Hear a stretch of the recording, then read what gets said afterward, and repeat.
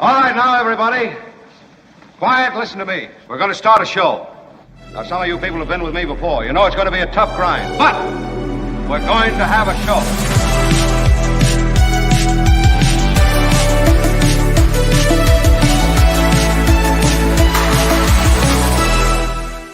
And hello, all. It's exciting. I know. I've got Albert. I've got Kim. Albert, thank you. I am so excited. Kim, how are you? My team is ready to ride. This is D-Day. I don't know if you're familiar with D-Day, Albert. It's kind of a big deal. I'm sure Kim is familiar with it because she is a news person, of course. This is the 80th anniversary of D-Day, the Normandy landing. The Allied invasion. Does that resonate with your generation, Albert, or are you guys on to the latest TikTok video? And I'm counting on you, Kamish, to carry the torch for those who sacrificed in the past. Carry that torch into the future for your generation, Albert. Why can't I count on you to do that for your generation? Can't I count on you to do something for the last generation or 2 generations ago for your generation? Why are you yelling? All I'm saying is,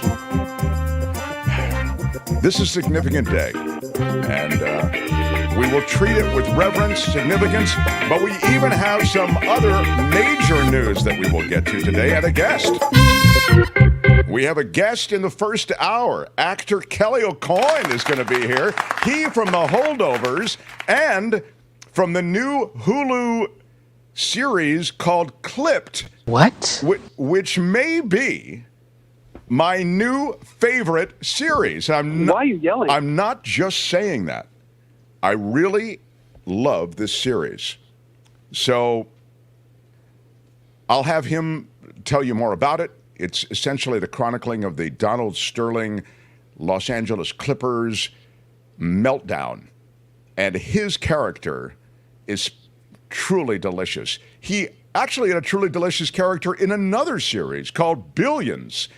A very different kind of character with its own deliciousness. So we'll get to Kelley at the bottom of this first hour.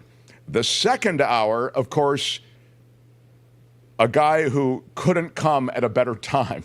Mm-hmm. We need David Katz, the former federal prosecutor, now defense attorney. He's used by the English-speaking media world for legal analysis, and he's so generous to come here on Thursdays.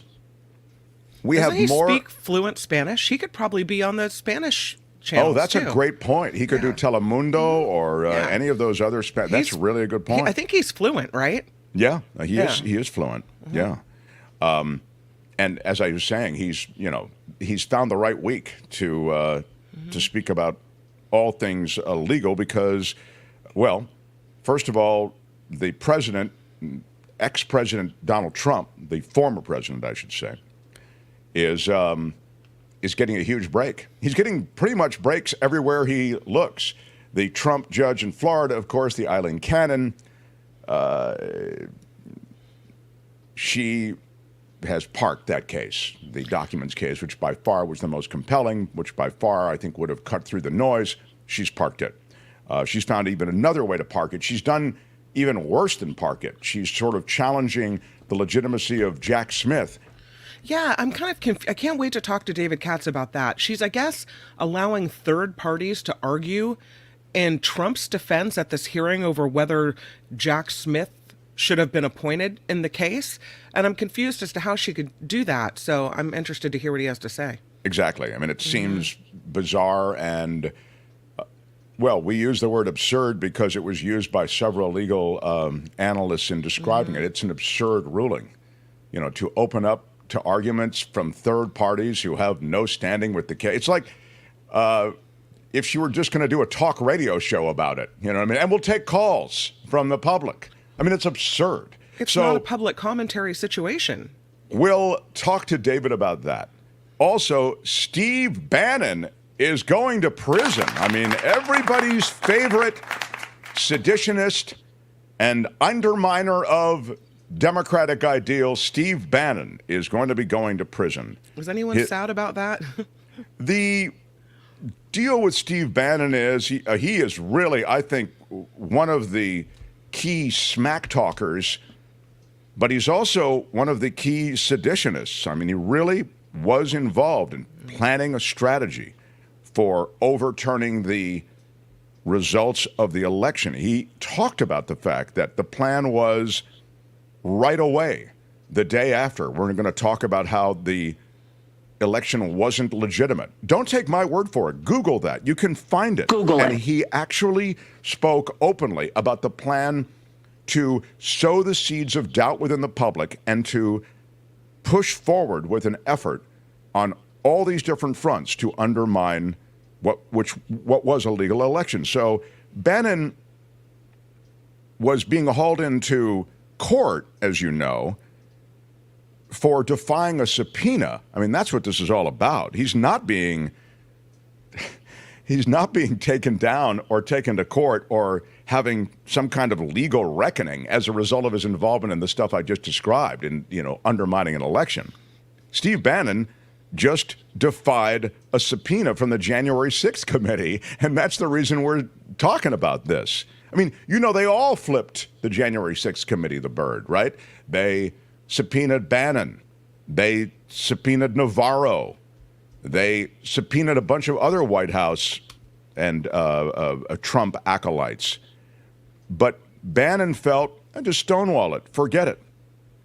And so this Trump appointee, who had really given him a break for a while, U.S. District Judge Carl Nichols, he actually paused this 4-month sentence during the time that Bannon was appealing this sentence and conviction.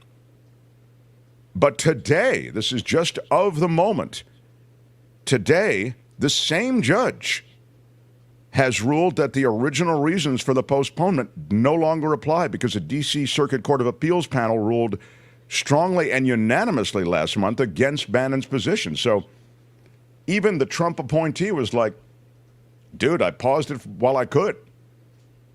So he intends to continue appealing the case, but I think he has to go to prison while that happens. Again, we'll talk to David Katz about that. And Georgia, the Fani Willis situation, where essentially that has been paused as well because of the appearance of impropriety. So there's a lot in the law surrounding Trump, and we'll get to a lot of it with David Katz. That kicks off the second hour. Can I give you some stuff? First of all, I want to just acknowledge D-Day. There was the veteran of World War II, 102 years old. He passes away while traveling to a D-Day event. Wow. He was on his way to France. Robert Persichetti witnessed the raising of the U.S. flag at Iwo Jima. Oh, my gosh. Yeah. He died at a hospital in Germany. Navy veteran. He was the president of the Honor Flight Rochester, a veterans organization that he was part of for many years.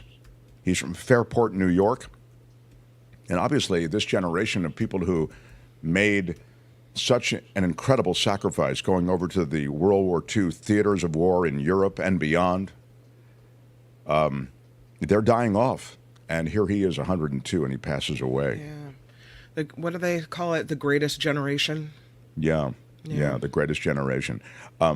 Look, they did make immense sacrifices. I mean, I can talk about that generation in other ways. This isn't the day to do it. I don't know that was the... I love that branding of the greatest generation, and I think it does apply for the sacrifices that they made willingly, in large measure, to go to theaters of war where there was no guarantee that they would come back at all, and many did not. And there's the Iwo Jima raising of the flag. But on this day where we recognize those sacrifices, it's a sad fact that this one veteran, 102 years old, passes away on his way to one of those commemorations. Joe Biden will be commemorating it. As you'll recall, Donald Trump didn't want to go to the cemetery where the fallen soldiers were put to rest because it was a rainy day, and he didn't want to stand out in the rain because of his hair. I think that was the reason. Apparently, it was leaked that was the reason. He didn't quite get D-Day. Trump didn't really, those briefings. Remember what we found out about the briefings to Trump? You had to somehow include his name in the briefings. In every paragraph, they tried to work his name in. There were a lot of pictures. He didn't get a lot of stuff. He wasn't a reader. He had no sense of history, really, unless it involved him. And so D-Day, while, he gets on Air Force One, he flies over there, he just didn't really get the significance of it. And he did worse than that. Of course, he, sort of smeared the sacrifices that many made. But anyway, my point is he didn't go to those D-Day commemorations. Joe Biden will. It's a significant day. He did, and apparently gave a really beautiful speech already today. So, speaking of Biden, just because thank you for mentioning that, Kim. There was that Wall Street Journal piece about the fact that Joe Biden, in private, people are saying that he's not with it, and it turns out that was a total fraud. That if you looked at the piece, you saw that they just quoted Kevin McCarthy. Apparently, they cherry-picked quotes from Kevin McCarthy. Even Kevin McCarthy, who is, lowest of the low. You saw what Kevin McCarthy did, making deals with his right-wing crazies of the GOP. Even Kevin McCarthy said in the Wall Street Journal interview, he's still able to do it. He's just a step behind, or whatever it will, something to that effect. And they didn't use he's still able to do the job. They didn't use that. They cherry-picked it. Meantime, there is chapter and verse on how engaged Biden is and how he's completely on it. Now, you can see and experience as Biden ad-libs and he kind of, veers off and tells stories or whatever it might be a bit. You can attribute that to age. I'd say that's he's kind of been that way forever. He's never been a particularly charismatic, dynamic speaker. But look, I also am not unaware of the fact that as you get older, you begin to speak in a more halting manner, perhaps, or maybe not as fluid, whatever it might be. Everything I've seen, I mentioned this before, I've watched him, as have you, State of the Union.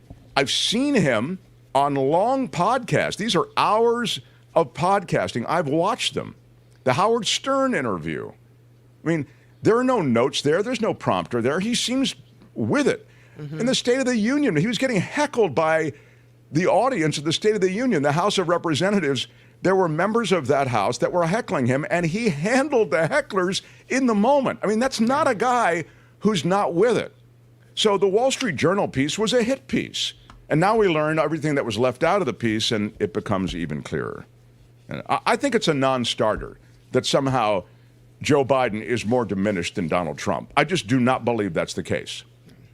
You can say what you want about Democrats, but if you're just evaluating the degree to which both guys are connected, sorry, Biden is way more connected than Trump. Trump is off on his grievance tour, and as he goes to San Francisco today to raise money, I get it. He can crank up the hate machine. We've never been worse off. Things have never been more dangerous. He's just playing the hits now. It's not even informed by fact. And when it comes to just mental acuity, I'm sorry, it's a push. They are not in any way expressing a difference when it comes to mental acuity. Biden is every bit as connected as he needs to be. So, The Mark Thompson Show. I do have a major announcement, actually. Really? Do it, Albert. Wait a minute. A major announcement from The Mark Thompson Show. Wow. A major announcement. Oh my God. I don't know what the major announcement is. I will be quitting. I'm just kidding. No, it's it's Kim McAllister's birthday today. So happy birthday, is. I Kim. love it. Oh my God, that's just terrific. Kim McAllister. You know when your birthday falls on a major historic day like D-Day? Sure. You kind of know a lot about that holiday because for as long as you live, people will say, my dad used to say, happy birthday, it's D-Day. And so I go, okay, what does that mean? Shout out. Yeah, that's so I have really awesome. A lot Kim. of books about D-Day and have, studied it over the years just because I share the date in common with it. So You should give us a little bit about D-Day then. I'm sorry. and your No. birthday. You've never been covered anything like You've this. already covered it, yes. No, I'm very. I didn't know about this, Albert. Yeah. Why was I not told about this, Albert, ahead of time? I don't Facebook understand. also told me during the show, so I was like, I needed that information before, but I will keep this in my notes for next year, Kim. So Yeah, I'll be Kim, ready. D-Day, Kim's birthday. I'm excited. Yeah. So, you're 50? How old are you now? I'm not telling you. Thank you, Albert. Thank you. I just said that to wind her up. 50? What's wrong with you? Not 50. You know what I am? I'm better than the alternative. That's what I am. Kim, how are you? Oh, Yeah, Pamela Kirby here had Kim's birthday today. Just a Pamela, reminder that's so for her. nice. Thank you Pamela for that. Kirby, come on with a big 5 spot. Big shout out. Thank you Thank for you the for the thoughts. super That's really, really nice. Chat. Also That's Tumbleweed great. here. Oh, look Tumbleweed at that. with a Big 5. shout Hey, out. Tumbleweed. Happy birthday, Kim. Have a great day. Thanks, Tumbleweed says. Tumble. Appreciate that. That's really cool. Yeah. And Oh, Mimi Mimi. says, happy birthday, Kim.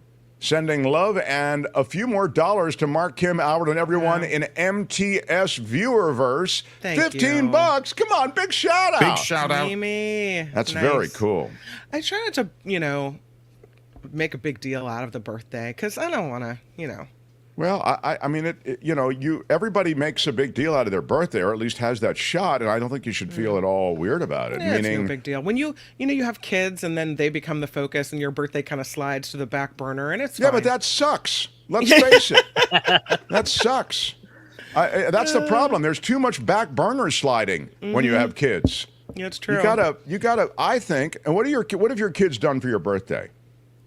Julia sent me a text saying, what is it? I have to read it to you. She talks about schoolwork and then says, happy birthday, Mom. So there you go. Oh, that's sweet. Yeah. And how about your son? Last night I asked him if he knew what tomorrow was, and he said the party at school. And I was like, it is the party at school. That's right. Wow. Yeah. This is right there. Yeah. I see kids as essentially that. Once in a while, one drops out and they're grateful and fabulous. Mm-hmm. But most of the time, they reflect what Kim has just spoken of.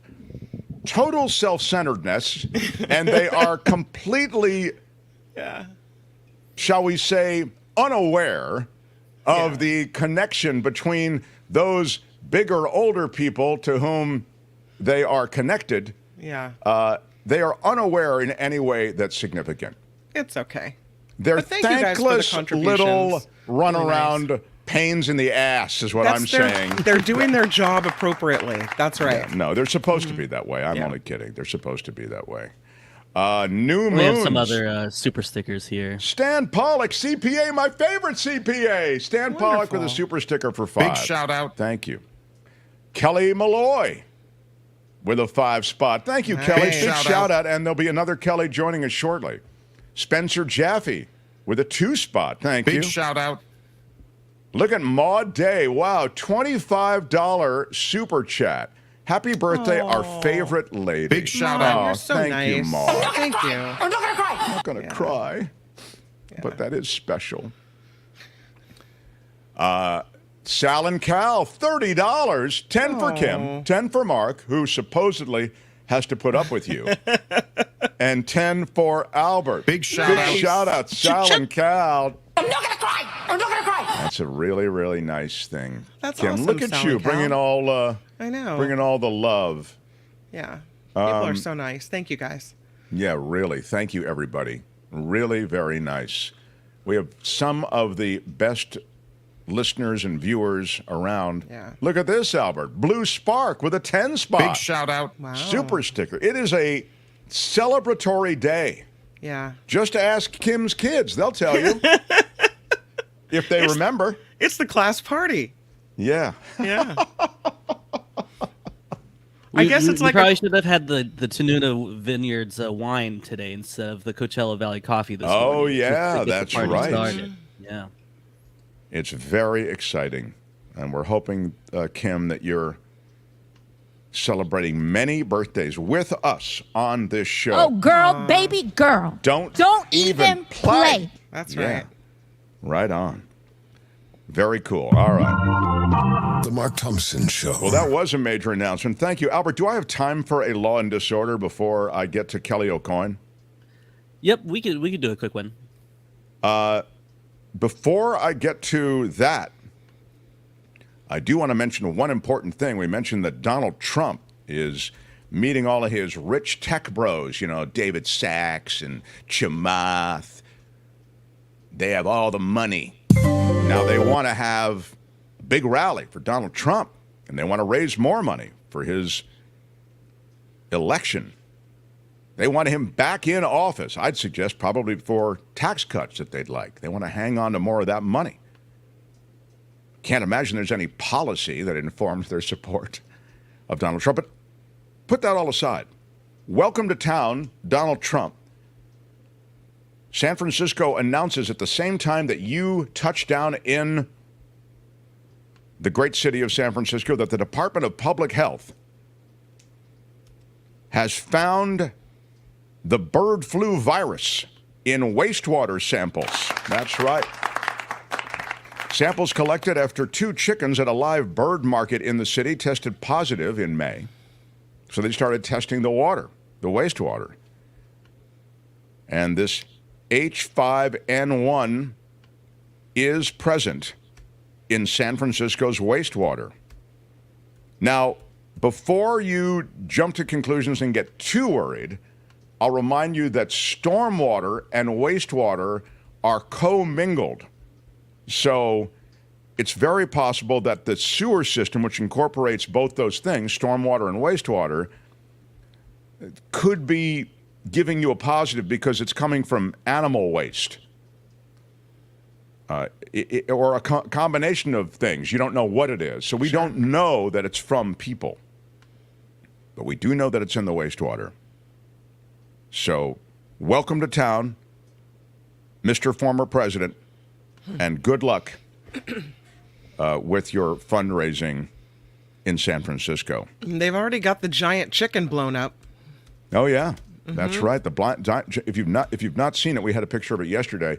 It will float on the bay. The giant chicken, the Trump chicken, is a special thing to behold, and they have it ready to go to greet. There he is. To greet the former president.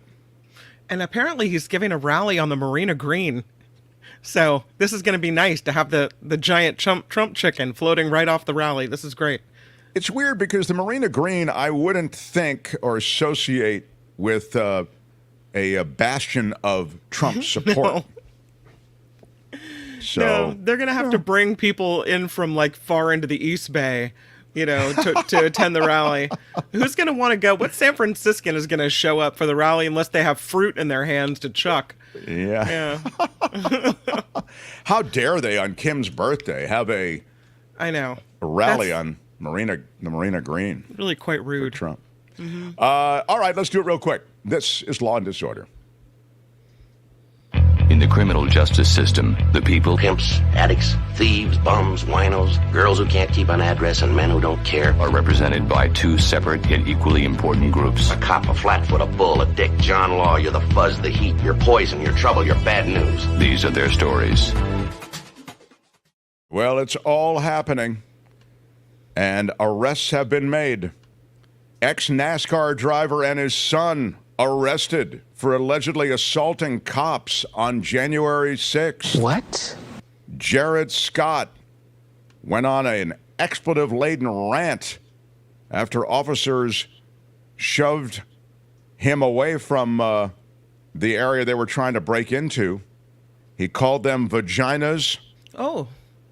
And his son said, "You knocked down my father," when his father was pushed back.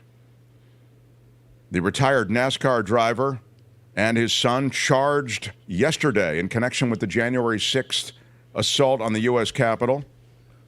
Tig Scott and Jarrett Scott. Tig is 75. Jarrett is 48. There they are. You said they called people vaginas? They called the cops vaginas, yeah. I mean, how often do you hear people use that as an expletive? You know, usually they use some slang word for it. I've never heard someone called a vagina before. Well, this is something that has been brought up now by John Watson. There's never been anything like this. John has said, did he use the word vagina or did he use the C word? He wants to know. Right. I see. Well, let's... That's a new one. I'll tell you a little bit about it, and you can tell me, but I will give you the answer right now. He used the word vaginas. That's weird. Yeah. If he had used the C word, I would have said he used the C word. Why are you yelling? Oh my God, you're such a vagina. That's not really what we say. Well, actually, it is said in a lot of places. All right. I guess so. Yes. It's not said in any forum that you're usually party to. The Scotts, again, I'll remind you, NASCAR driver and his son, he's a retired NASCAR driver, they scuffled with law enforcement officers trying to hold the line outside the federal building. Police body camera footage shows the elder Scott punching at one officer's riot shield and trying to rip another's shield away. When an officer shoved Scott away, his son, wielding a golf club, began screaming. He called the officers bitches and vaginas. Wow. As well as F you all, obviously he used the actual word, and you F mother effers. Again, he used all the words. Federal authorities tracked them down. Prince. Yeah, that's right.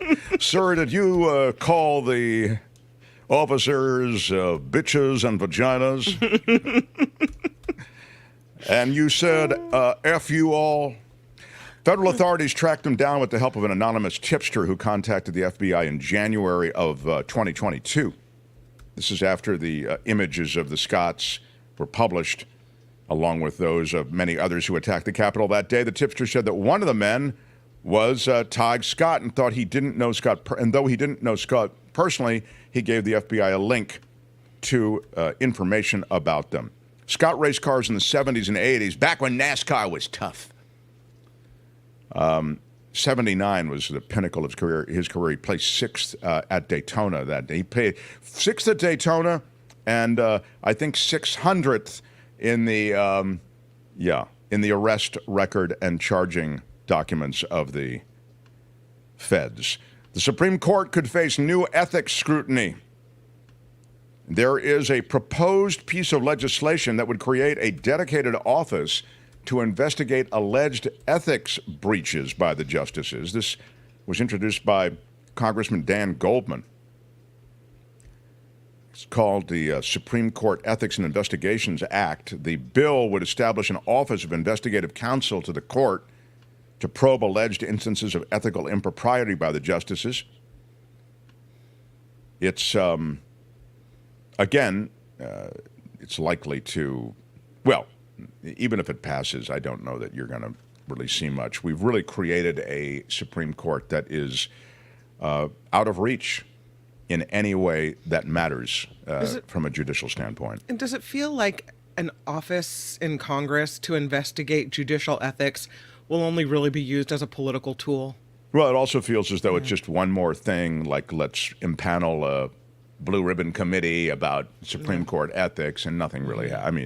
Yes, you're right. I mean, it could also be used as a political cudgel, I guess. You're right about that. But, I mean, look, this is a series of scandals, and the public trust has been undermined, and yet there appears to be no effort to roll back these undisclosed gifts, these trips, these decisions, the lack of recusal in cases that involve family members.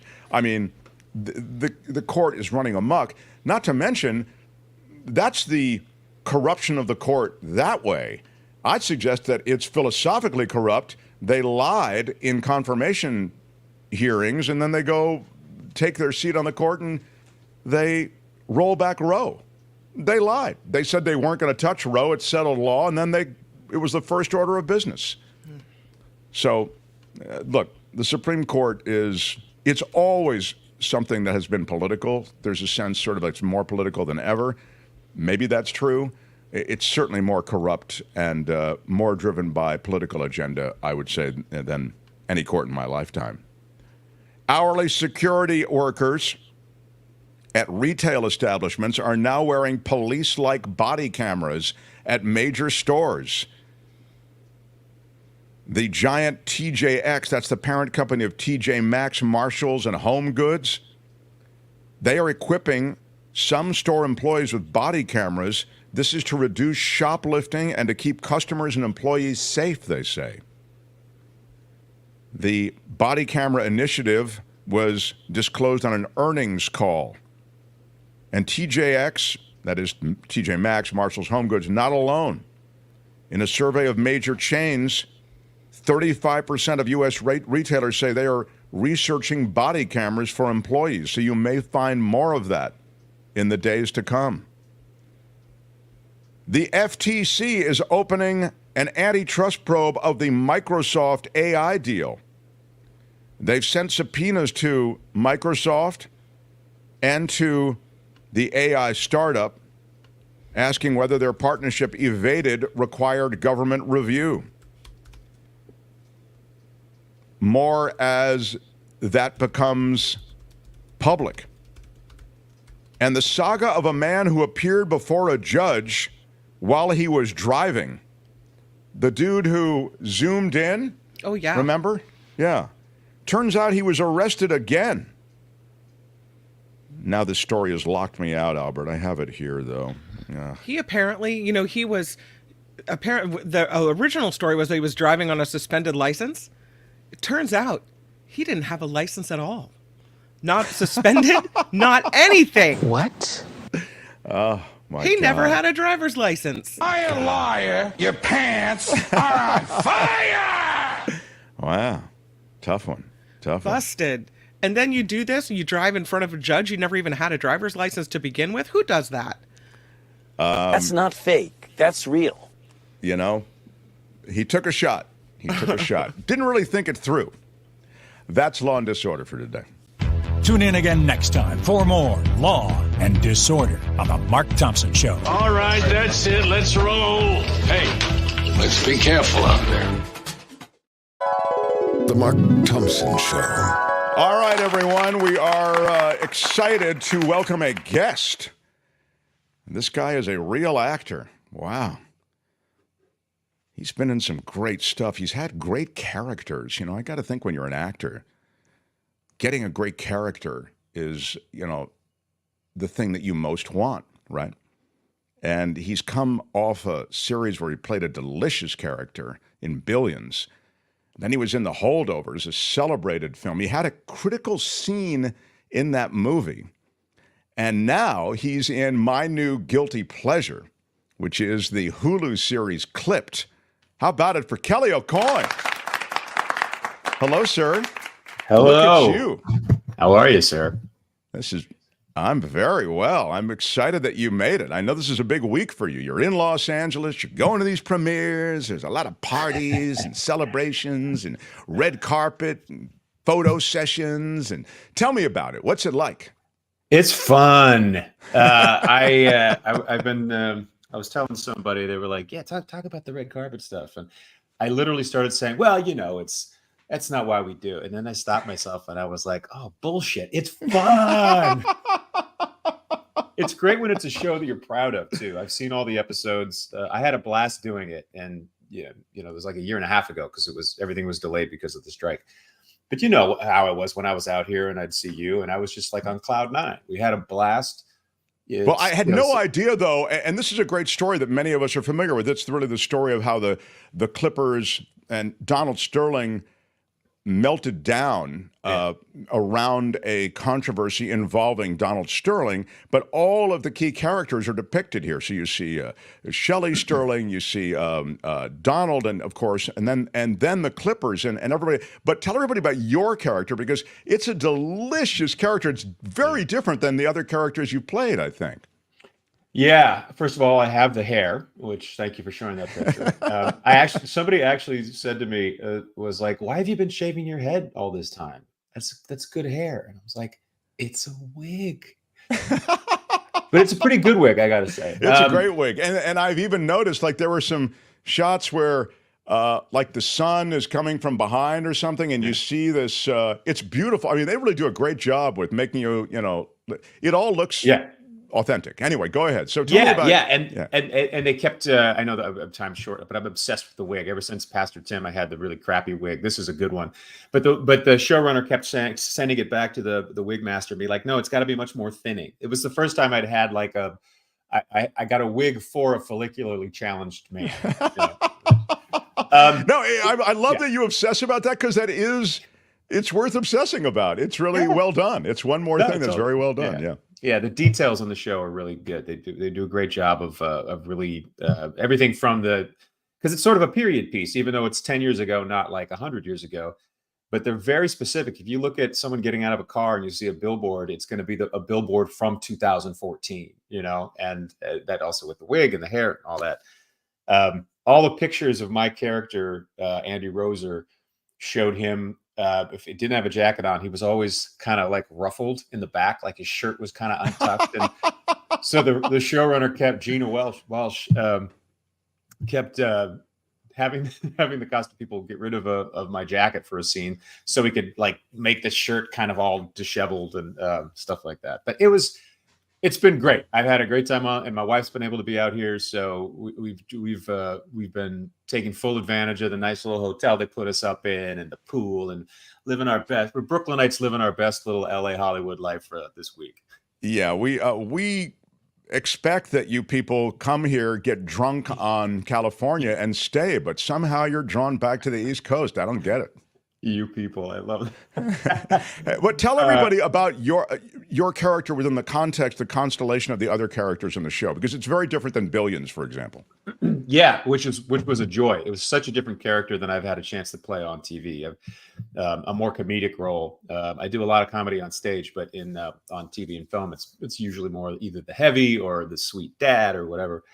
This guy was the president of the team of the Clippers, essentially Donald Sterling's right-hand man, and privy to all the stuff, mostly bad, but good and bad. And he'd been with him for like 30 some years, right after school, right after he left college, he was plucked by Sterling, which probably is part of the reason why, at least in our interpretation of his actions, he was very enamored of the guy. Even to the extent the way I sort of saw it, even when it was like, oh my God, you just did a really fucking bad thing, but holy crap, how did you get away with that? You're amazing, kind of that. Well, I saw him. It's interesting, and now I'm just beginning the series. You've seen the whole thing, but I see you being also. He's kind of a kiss ass. I mean, he has to kiss, and that's part of the funny. Like when you come in with some kiss ass comment or moment, it's really funny, and it can break up some, pretty intense stuff. Yeah, there's a lot of, obviously there's a lot of serious shit in the show, really well handled. But Gina made it clear early on that she also was like, there's a lot of humor to be mined here. So, don't shy away from it. We can pull you back. And she never pulled me back, which was fun. He feels like the kind of guy who wants so badly to be a player. He wants so badly to be to get these people's approval that he keeps inserting himself. There are some great scenes where he inserts himself into these conversations, and everything kind of just dies. And he's like, oh, okay, all right, bye. Yeah. Hey, what are we talking? No, okay, exactly. It's really fun. As others brush him off, it's just it's terrific. You do a couple of things. I've always been fascinated by certain things that have to do with process, and I was watching an episode, and you do something like with your hand. There's a gesture or something. I wish I could remember exactly what it was, but I thought to myself, wow, what a great choice. It's so real. It's so authentic. And I wonder, are those kinds of things you do in the moment, in multiple takes? Do you do that every time? Like, I'm curious about process. Is that something the director says to you, hey, Kelley, try maybe before you, when you're halting in your way, you put up your hand and you go, whatever. It's so specific and it's so effective. I wonder if it's something that happens organically or if you plan it out in running it. I think it's all of those things can be true. In general, those things happen in the moment, especially if you are if you're prepared. You know your lines inside and out. You know what you're trying to accomplish in this scene, and you're therefore open enough to play ball with the other person, and you can vibe off of something different that this person's giving you in the moment, and that brings something slightly different out of you. The gestures and stuff. I'd be curious to know what you're talking about, but most of that just comes out of, in this character, Camp comes out of his own sort of nervousness or his eagerness to please. He's forward. There was a scene that was cut short where we're awkwardly in the locker room, and I leave after Shelley and Donald, and I'm just beaming like to the players, and I know they don't like him. I can see their faces, but it's like, hey, everything's right, and I'm just like this to everybody. And there was an earlier cut where that was still in there, which made me laugh, but then they trimmed it. No, but that same attitude, I remember that scene is still there. I mean, Andy just really is there as the right. It's wild to see and be reminded of how much clearly Donald Sterling and his crew, because he comes into the locker room with his family, and there's just no respect for. Well, there's no respect for much of anything. I mean, these players who are out there, sweating their asses off and trying to win for him. And they've got Doc Rivers, and they've got, this. And by the way, Fishburne is brilliant as Doc Rivers. He has kind of the way that Rivers speaks. Yeah, he does. He's great. And Ed O'Neill is freaking amazing. Jackie Weaver's amazing. Cleopatra Coleman is amazing. There's definitely there was a plantation mentality. And I'm not the one who pegged it as such. The writers were talking about that, and even some of the players. Like when he, as an owner, which is, this show was one of the first times I really recognized how potentially problematic that word is, that description is. But he saw his players and his coach as pieces of property that he literally owned. Not that he was the owner of the team and he was paying these guys. He owned, in his opinion, all these different pieces. That scene where he comes in with a bunch of season ticket holders, and some of these guys are in the shower naked, and he's going up to them and he's like, "What's your wingspan?" He's feeling their muscles and he's holding hands with them. And what? It's so awful. It's awful, and it all really happened. That's firsthand stories. For those who don't know, the stuff that's also drawn out right away is Donald Sterling's relationship with this woman with whom he's having an affair right in front of his wife's nose. I mean, literally, she's sitting right next to Donald Sterling there at the Clippers games. Again, Clippers, there it is. So Donald Sterling, the billionaire owner of the Clippers, there's Shelley Sterling on his right, and then on his left is this woman, V, as she's referred to, who is the woman he's having an affair with. And they get right into it. I love that is something that we get the blast of everything right away in the first episode. I love that. Yeah, I do too. And they pack a lot of stuff into each episode. And there's a lot of propulsion.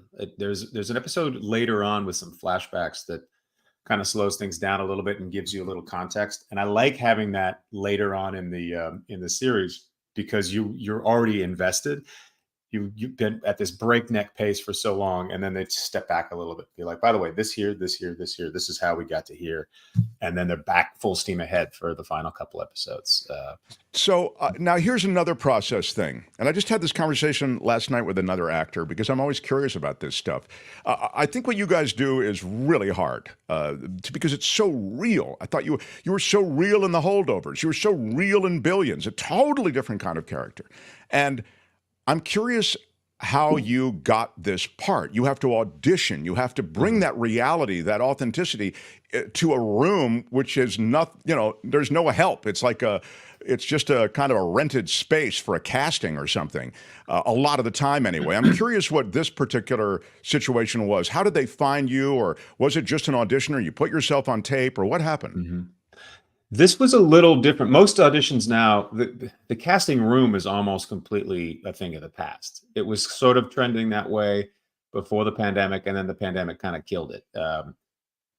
Casting directors realize, or I guess production houses realize, that they don't have to spend as much money traveling to a room, so they don't have to be in a room with everybody. Casting people don't have to have an office anymore, so it's all self-tape. Sometimes when you get beyond a first round, they want to do chemistry reads. They put people in the same room to audition together. But anyway, this was an audition. What I like about being in the room, the old way of doing it, is that you have 2-3 takes. You're in a room with somebody. The casting person knows exactly what they think they want, what they're saying they want. They can give you adjustments. With self-tapes, you can do it a million times, but you don't really know what they want. And you can drive yourself crazy with it. So this sort of was the best of both worlds, in a sense. It was a Zoom audition with the casting director, who knew me from other projects, Alexa Fogel. And I was reading with her, and she taped it and sent it in. And this is 2 weeks after I was watching Winning Time and saying to my wife, when am I going to get my basketball show? Yeah, Winning Time is about the Lakers, right? Yeah. Right. And then I got it. I didn't have to call. I didn't have to do a callback. It was really nice. It happened really, really quickly. And wow. The word I got was that a lot of people auditioning for it were acting like their take was the put upon guy, sort of a sad sack. And she liked the fact that I was like, yeah, oh yes, I just ate some shit, and please, can I have another? I told her that my inspiration was a cross between Smithers and Ned Flanders from The Simpsons. Oh, that's great. Now that you've said that, that's absolutely perfect. Yes, I totally see that. Gosh. Kelley, now portray Coach Riley, says, who's saying that? Maud. For some reason, I can't show this, Albert. Why is that? I don't have the hair, so that's out for me, unfortunately. There it is. That I would love, says Maud. That would be fun. But these are, I was going to say, these are like super memorable projects you're part of. These are, Billions was truly kind of really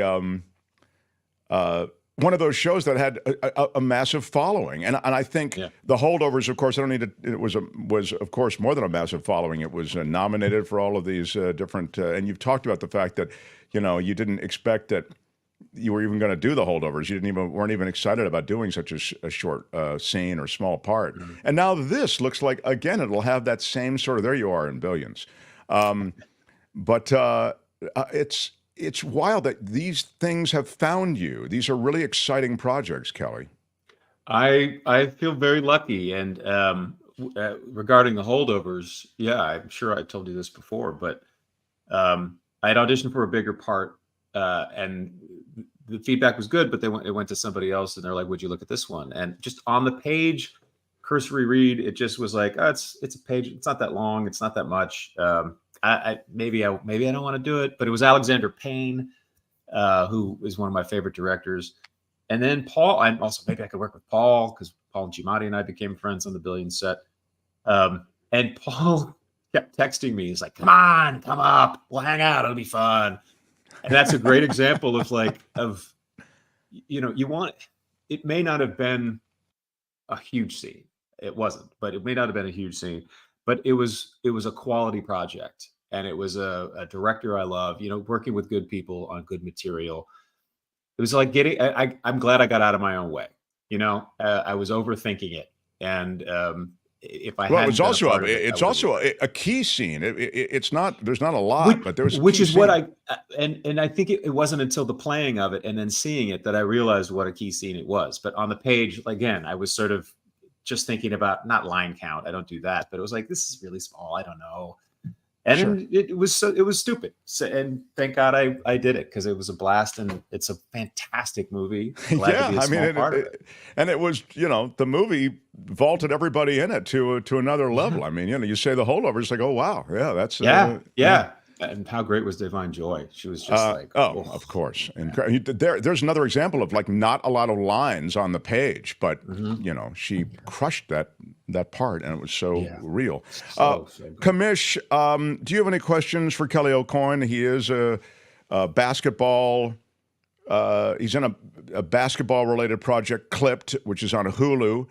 He's also a former basketball player himself, Kamish. Do you have any questions for Kelley before I excuse the witness? Albert, thank you. Have you seen the Twitter reaction to the NBA players impersonate, like the general meaning, like comparing and contrasting the actors? So when casting was announced, right after, actually weirdly was announced right after we finished filming a year and a half ago, there was a lot of Twitter buzz. So it's probably the same type of thing. People getting obsessed with, well, he doesn't look like him. So I'm assuming that's what it is. This guy doesn't look like Blake Griffin, so that's bad casting, or things like that. And that's too bad, because you don't have to be a carbon copy. Right. I actually thought the casting was pretty good. I mean, it's like, pretty representative anyway, Ed O'Neill looks almost exactly like Sterling. Lawrence Fishburne looks shockingly like Doc Rivers. Jackie Weaver looks stunningly like Shelley Sterling. I can see Andy Roser in the shots of me. Jay Alphonse looks like Chris Paul, it's like a similar vibe, at least. It doesn't have to be exact. And the cast is great. Like, I guess I would say to anybody watching who thinks the most important thing is a carbon copy, I'd say give the performances a chance, because these guys are great. Oh, you get drawn in, and it's utterly entertaining. It's my new guilty pleasure. I absolutely love the show. Courtney and I watch it, and we just love it. So, look, continued success with it. You are one of my favorite people. This is how naive I am, I will tell everybody. So I heard that Kelley was coming out to the West Coast, or I think he posted a picture from Ben Mankiewicz's house, and I said, oh my God, it's so exciting. I'll have a viewing party for you. We'll all watch it, and we'll invite our friends. And, later I think, Mark, he's come all this way. He's a big star with other stars in the show. They have their viewing parties, okay, pal? They're not going to your house and watching it retail on Hulu, okay? That's just not the way it's happened. I would have absolutely gone, but there was an event, yes. Yeah, of course there was. Yeah. But it was reflexive. I just wanted to support any way I could. So I'm so excited, pal, and congratulations. Thanks, appreciate it. Thank you. Great All to right, see you. Lots of love. Kelley Aucoin, everybody, come on. I love it. Yeah. The Mark Thompson Show. Kamish, that is a cool show for you to watch. You'll really like it. Yeah, I need to catch up on it. It's obviously it was huge when it was happening, because you couldn't believe all the news, especially that it was happening in 2014, was with the plantation tile, running an organization. Yeah, and the crap that he was saying that was captured on recording, and that's played out. I'm telling you, the first episode gives you everything you need to know. And then the undoing, just wild, really crazy. He's terrific. We'll have him back again. You'll keep me posted. Super sticker from William DeMichele. Is that what it is? DeMichele? Yep, DeMichele. What up, William DeMichele? Thank you very much for the super sticker for a 10 spot. Big shout out. We're a crowd-funded show, everyone, so that's why we make a big deal out of those in the crowd who fund us. K. Nell, what up? With a $5 super sticker, thank you. Thanks again to Kelley Aucoin. Let's do some news on Kim's birthday, and then David Katz, the former federal prosecutor, joins, and we will talk about all things going on in Georgia, in New York, the appellate court, the federal judiciary, everything going on related to Trump trials and more as we continue. Mark Thompson Show. The Mark Thompson Show.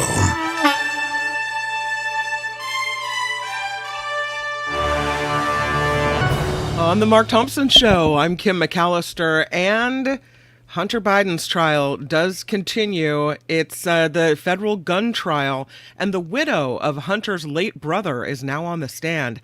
Haley Biden dated Hunter when he purchased the firearm and is testifying about how she tossed the gun into a dumpster outside of a grocery store in Wilmington. Hunter Biden accused of illegally buying and possessing a gun while being addicted to drugs in 2018.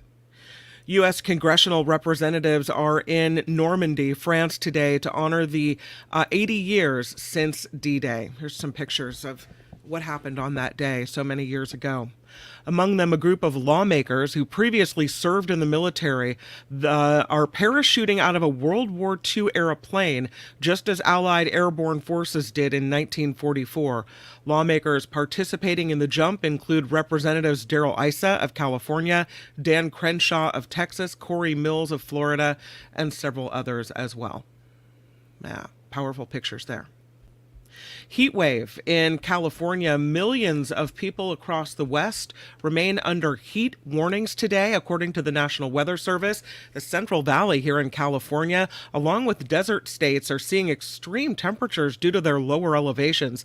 The heat expected to persist throughout the night. Cities include that are impacted Phoenix, Las Vegas, and Albuquerque. Tomorrow, the heat wave will move north into Oregon and Washington, then finally ease up a bit on Sunday. A federal judge is ordering former Trump advisor Steve Bannon to report to prison as of July 1st to begin a 4-month prison sentence. A jury found Bannon guilty of 2 counts of contempt of Congress in 2022 after he refused to comply with a subpoena from the House panel investigating the attack on the U.S. Capitol. Congressional investigators were interested in Bannon's communications with Donald Trump as the former president pushed to overturn the results of the 2020 election. He actually looks good there in that picture you have of him. He looks like an attractive 62, 63-year-old woman. Yeah, yeah, kind of. Oh, yeah. I can see where you're going with that. Yeah. Really. Girl, you just woo. Ooh, goodness. The NAACP is urging President Biden to stop selling weapons to Israel. The organization says the move would gain the support of many black voters ahead of the election. A March poll found nearly a quarter of black voters said the Israel-Hamas war is an extremely important issue to them in this upcoming presidential race. The NAACP says it's imperative violence that has claimed so many civilian lives immediately stop. There's a new wildfire burning in the wine country here in California. Crews are holding it at 60 acres. At last check, they had it 65% contained. This one started yesterday in Napa County between St. Helena and Calistoga during triple-digit temperatures. The fire moved pretty fast, getting close to several wineries and threatening some pretty nice homes. Evacuation warnings were issued. PG&E had to shut off power for more than 4,000 customers, but it looks like they're making headway on that. The state of California is celebrating a big win for public health and safety. Ghost gun sales are now banned in California. You would have thought they would have been already, but okay. 3 companies have agreed to stop making or selling kits with no serial numbers. These weapons can be assembled at home and are often found at crime scenes. In fact, a federal report shows 65% of all ghost guns recovered by police in 2020 were from here. The companies will also pay $675,000 in civil penalties as well. And as we mentioned earlier, California playing a pivotal role in the countdown to the November election. Former President Trump returns today for a fundraising swing through the state, a week after becoming a convicted felon. Welcome. He'll start in San Francisco and then head to Beverly Hills tomorrow and Newport Beach on Saturday. And then the following weekend, President Biden will be here in California to headline an all-star studded fundraiser in downtown Los Angeles. So there. The NBA Finals tip-off tonight. Boston Celtics hosting the Dallas Mavericks for Game 1 of the best-of-7 series. Jason Tatum and the Celtics are in the finals for the second time in 3 seasons, while it's the first trip for the Mavericks since 2011. Commish, who do you like in this one? I think the Mavericks are going to take it. They've been playing tougher competition, and I think in crunch time, Luka and Kyrie will be the difference makers. Albert, thank you. Agree with the commish. Based on what I've seen, Dallas has an impressive record on the road. I mean, and they're starting on the road in Boston.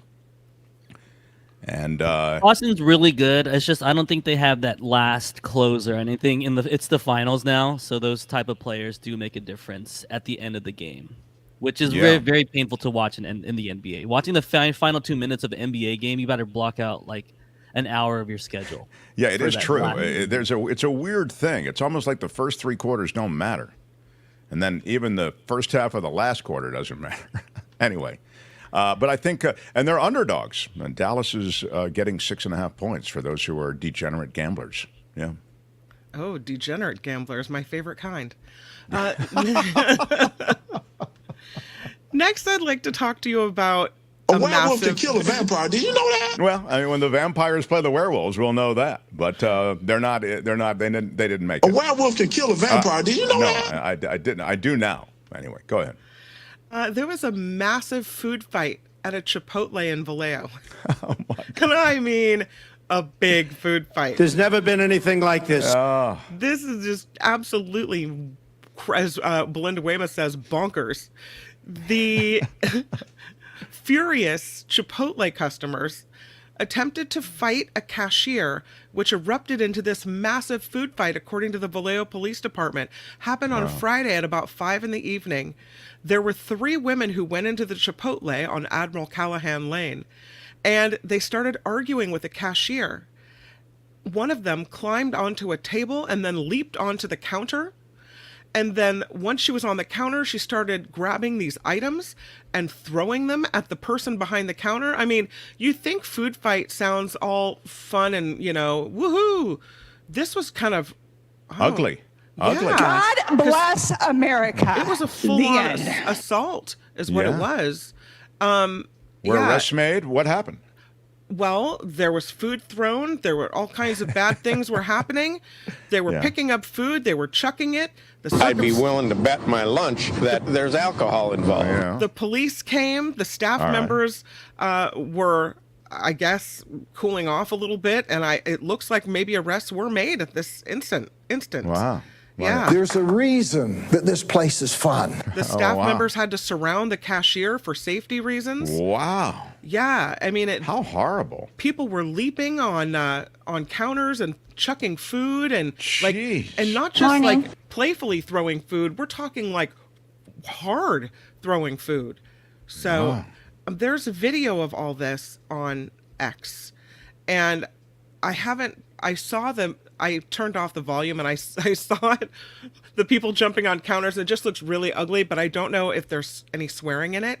So why didn't we show the video, Albert? I mean, she's describing the entire thing. Well, and because I was worried that I was worried you were worried it would be too good and it'd be too good for the show. I was worried you were saving it for the after party live. Why wouldn't you share the video, Kim? It's so awkward for me on your birthday to ask you such an obvious question. Here's the video I can show you, okay? It's just, I don't know. I was afraid there would be swearing. Okay, just play the video. Thank you. We don't. If there's, we don't. You can mute it. You can mute it. It's okay. Mute it. I did. I muted it. So look at her. There, she's jumping onto the counter. You see her over there? Yeah. This is crazy. And now she's throwing all kinds of things at the cashier. Yeah. And the other people that work at Chipotle have to surround the cashier to try to protect her because there's some, cartons of sour cream being lobbed at the woman. Wow. This is rough. And people in the restaurant are agape at what's happening. Agape is such a strong ding word, yeah. Yeah. Yeah. Well, I can see why you wouldn't run it initially. It's not fabulous camera work, but it's being done by somebody who's clearly far away from it, but very... So that was at Chipotle, everybody. That was at Chipotle in Vallejo. Woohoo! Yeah. Food fight. Yeah. This report is sponsored by CoachellaValleyCoffee.com. Mm-hmm. Oh, yeah. Really good. Yeah, I tell you, I love my chocolate. I have the espresso.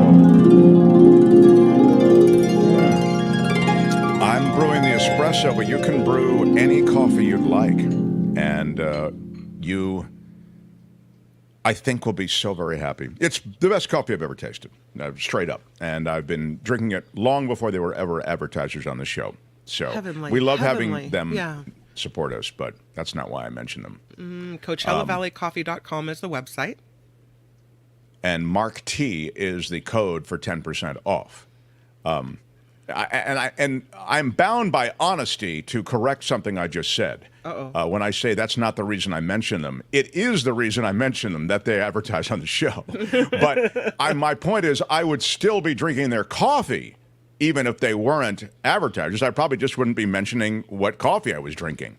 But CoachellaValleyCoffee.com. Not only is the coffee the very best coffee I've ever tasted, and they have a bunch of teas, and Courtney is a tea aficionado, and she loves their teas. And again, use the discount code MARKT for 10% off.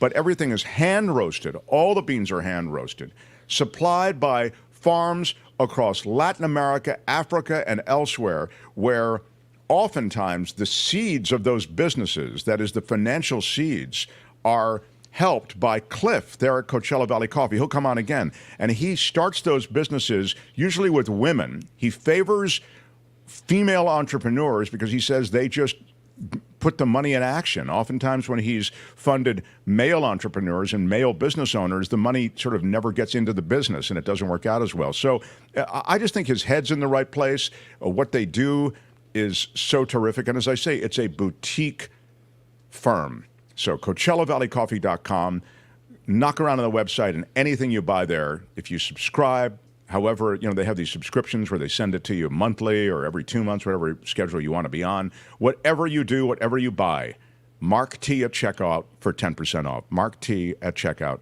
10% off. I see David Katz has arrived, so I'll say I'm Kim McAllister. This is The Mark Thompson Show. The Mark Thompson Show. It was great. I loved it.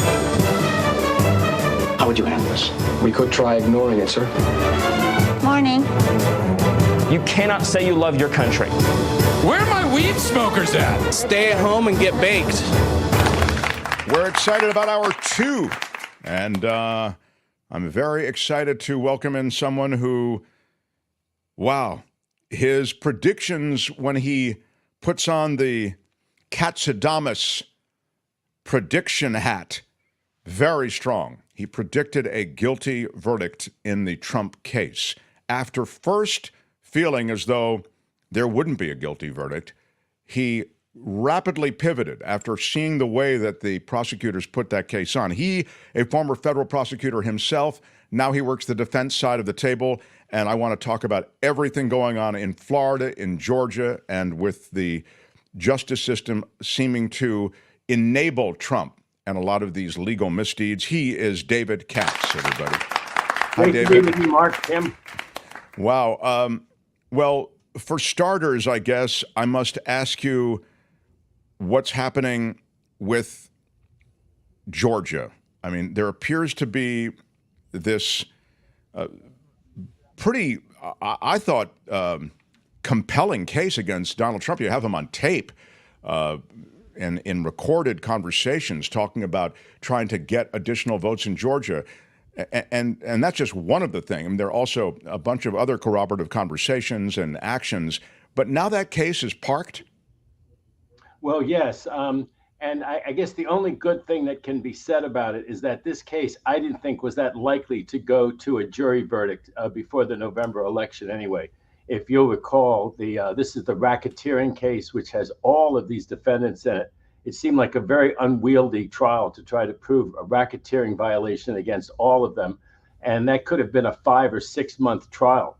So the idea that it would have ended up in a verdict. Now, yes, some of the presentation of evidence would have been embarrassing to Trump, would have been very incriminating. Of course, a lot of that came out during the January 6th hearings in Congress. I mean, if people want to pay attention to it, there's an awful lot to pay attention to. The phone call, this is the notorious one where Trump is actually taped by the Secretary of State, which he doesn't expect. So Trump thinks this is going to be a private conversation that's just going to be his word against their word.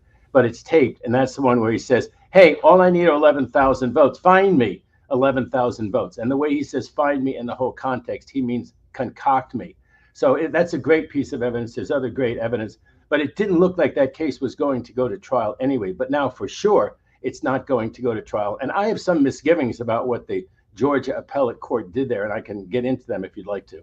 Well, I'd like to ask you about why. I mean, I wonder if you could explain why it's not going. In other words, why they parked it, and then you can talk about misgivings, if you would, please.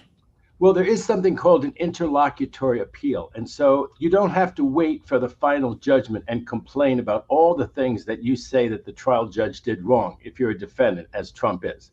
But there are very few exceptions to the idea that you have to wait until the end of the trial. You just have to take your lumps. And then if there's really been a not harmless error, then you normally get the remedy of a new trial without the error that was harmful to you that was made during the previous trial, the one that you complained to the Court of Appeals about at the end of all the motions, all the trial, all the sentencing.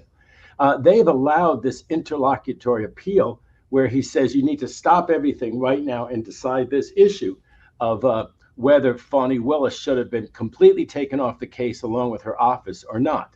And the reason that I have misgivings is this looks like regularity. This doesn't look like anything odd happened. They had evidentiary hearings. The whole country saw them. She testified. Her boyfriend testified. The judge made what looked to me like a very reasoned decision, that there was not an actual conflict of interest. There were really bad optics and really poor judgment, but there was not an actual conflict of interest. This is not like some situations that you can imagine. She also supposedly expressed an extrajudicial opinion, Mark, that she spoke at a church and she supposedly said things about the case. Well, I mean, every press release, every client that I've represented in a high profile case has a press release that says, well, he's presumed innocent. And then they go on chapter and verse about why he's guilty and should be convicted and everything else. So I don't see that as a substantial issue that she spoke at that church, that she tainted the jury pool. Oh, come on. They found a non-tainted jury pool in New York City for Trump. They can find a non-tainted jury pool down in Fulton County. So that hit me as a very insubstantial issue. So the issue is whether she had this actual conflict of interest. There were evidentiary hearings. The whole country heard it. The judge, who I think is a Republican or was supported by Republicans, McAfee, who seemed terrific, he heard it and he said, as long as the conflicted attorney, special prosecutor, is off the case, and he got off the case, you, Fani Willis, while you exercised poor judgment, did not have an actual conflict of interest. You can stay on the case. The idea that the whole trial has to now be stopped, that all the motions hearings have to be stopped, I think that was really kind of extraordinary because, as I said, it looked like regularity. And if the prosecutor wanted to go ahead, which the prosecutor did, that office was taking the risk that at the end it would all be thrown out, that under the final judgment rule, when Trump complained about everything that he said they'd done wrong and all the lumps he'd had to take, this issue, if it's a winner, that he had a prosecutor against him with an actual conflict of interest in the case, he would get a new trial. He'd get new motions. So this seemed to me like another stall that some appellate court either fell for or wanted to see happen because of their own political leanings. And let me say one last thing, too. One of the problems in that case is that Trump does not stand alone. I understand you want to work up from the other ones, okay? But Jack Smith was very smart in a case which is sort of related. I mean, the case in Washington, D.C. about January 6th is this as it applied to the whole country. The case in Atlanta is this as it applied to Georgia, right? He picked Trump alone. If she had picked Trump alone for this charge down there, right now a court could have said, you know what? We see this storm coming.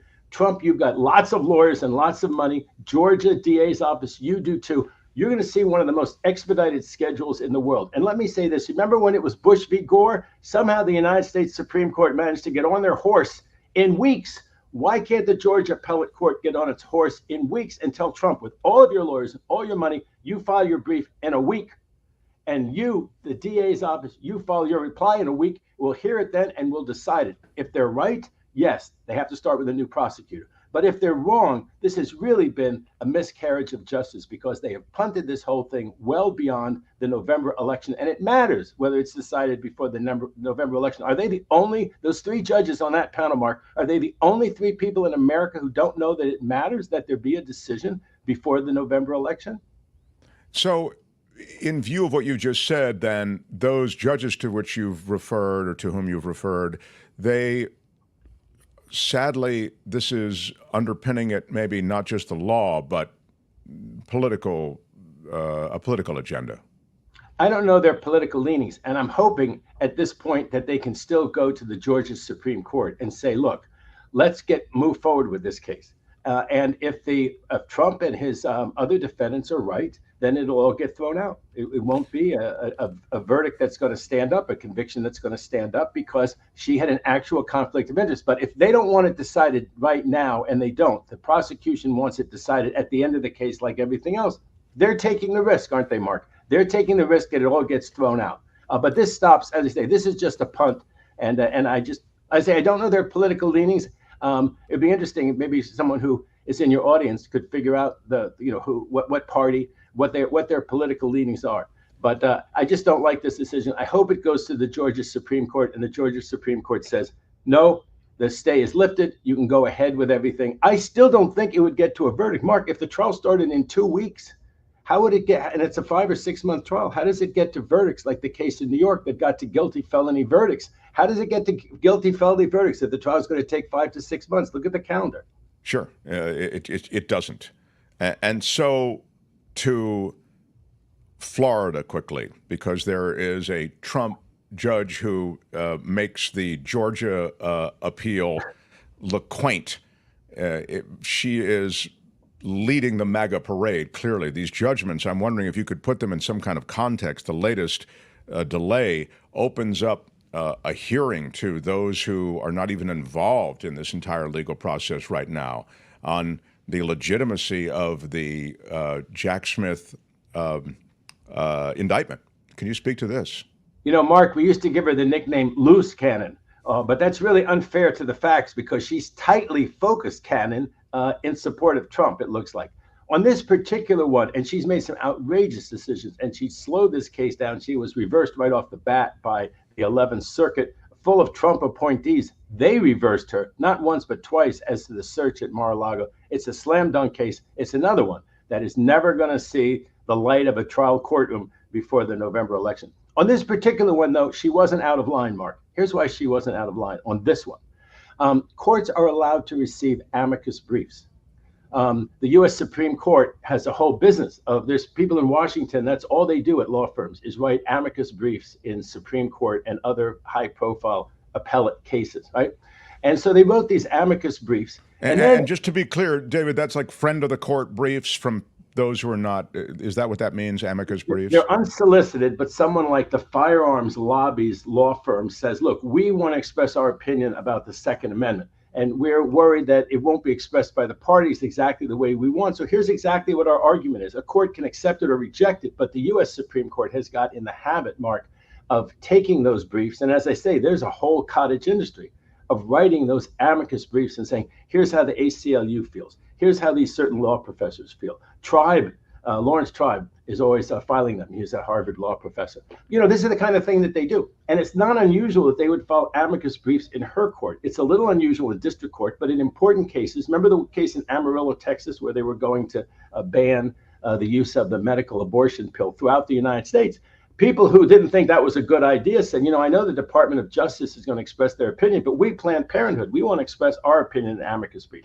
So she's got these amicus briefs, and she's entitled to receive them. She's entitled to read them. So she reads them, and she says, you know, I have some questions about it. It would be useful to me in making this decision to give a half an hour. She gave a half an hour to two people on Trump's side of the question who say that the special prosecutor is not properly appointed, and one who says that the special prosecutor was properly appointed, and here's why. Now, you might think, well, Trump and the special prosecutor are going to fully brief and explain that issue. But there is this tradition of having these amicus briefs. And once you have the brief, you want to hear from the people. The argument, here's the other reason why Jack Smith was off base, did not use good judgment in bringing this case in the District of Florida.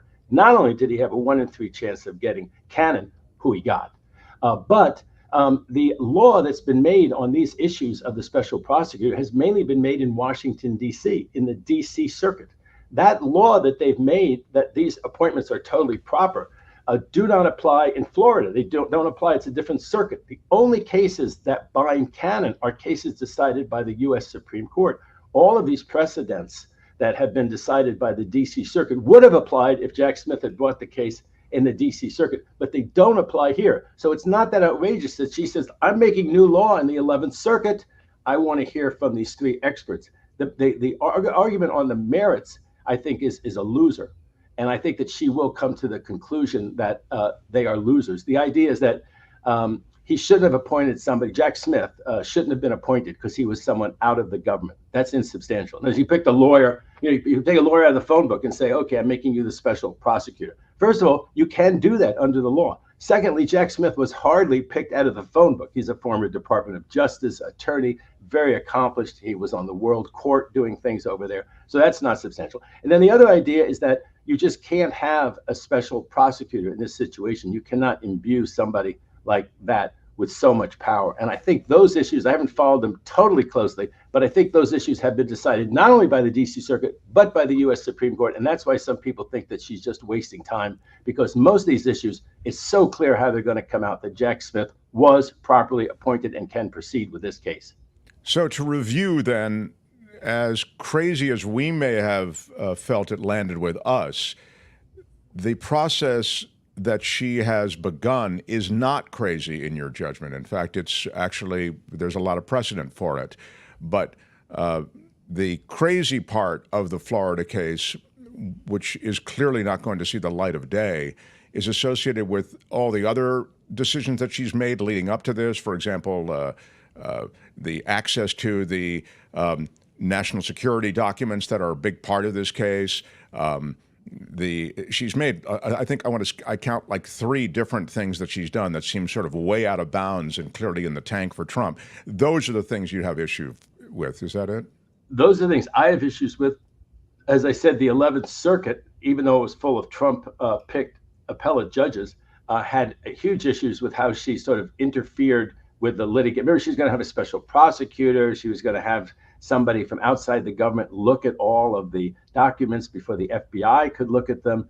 And so this is of a piece. What she's doing right now, while it makes sense in its own terms, people see it, of course, as of a piece with the fact that she always seems to pick the avenue that slows the case down the most, over and over again.